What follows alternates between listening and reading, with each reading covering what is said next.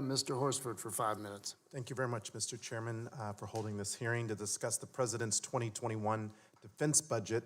And thank you, Deputy Secretary, for being here.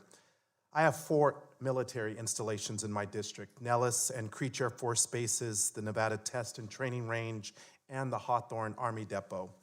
President Trump has rerouted billions of dollars in congressionally approved funding for military projects throughout the country to build his unnecessary and ineffective border wall.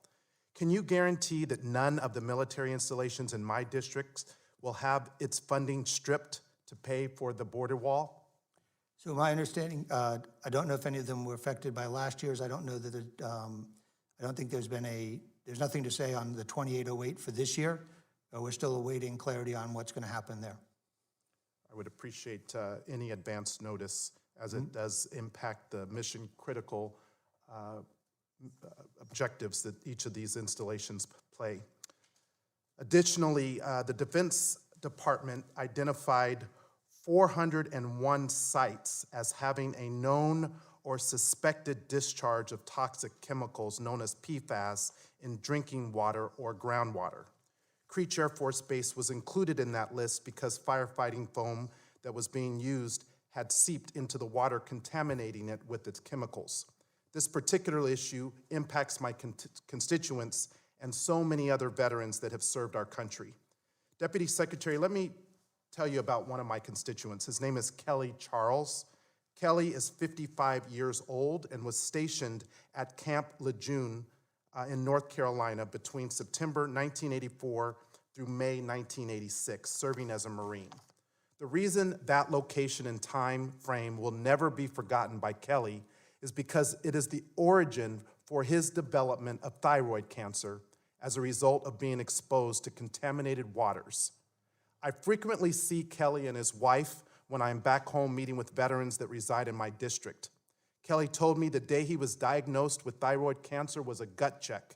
It was on his 27th wedding anniversary with his wife and the day they were going to drive to Colorado to be with family for the Christmas season. Kelly was saddened by the news because he knew he would have to tell his children as well.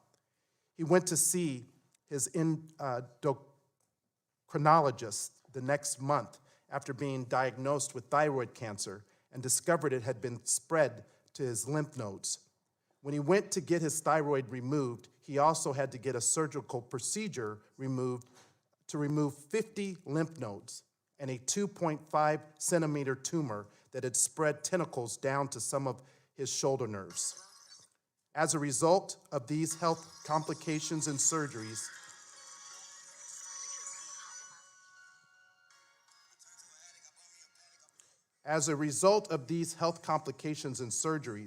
Kelly has constantly had to monitor his health.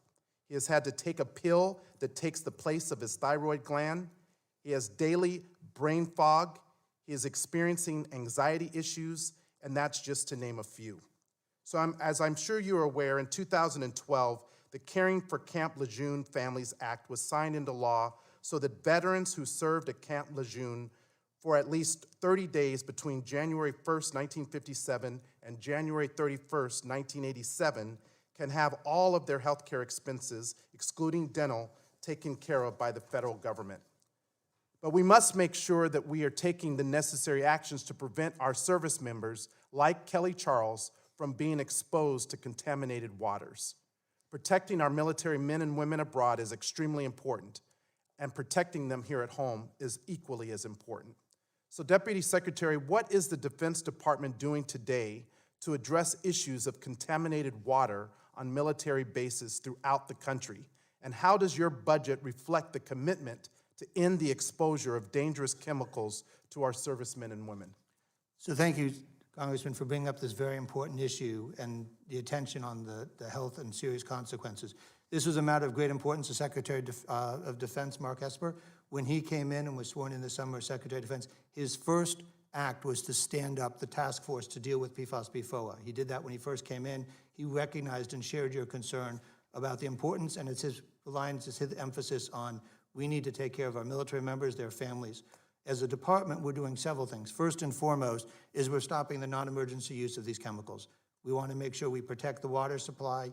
We are restricting those uses. We're making sure we're treating and testing wells around the installations. We're treating the water so that other people do not drink unsafe water. We're investing in new technologies to let us get past this. But as you point out, this is a serious issue. The department takes it very seriously, and it's a high priority for the Secretary of Defense to address this. Thank you. I look forward to continuing to work with you on this issue. Thank you, Mr. Chairman. I yield back.